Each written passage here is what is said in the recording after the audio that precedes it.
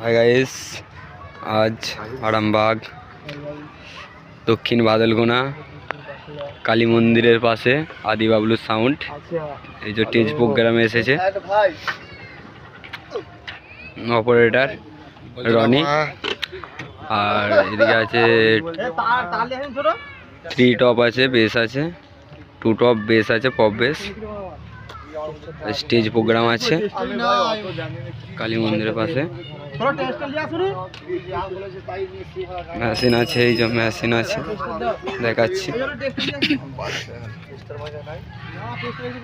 এই সবুজ আমার হ্যালো কোথায়? কেউ ফোন করেছিল? সাকসেস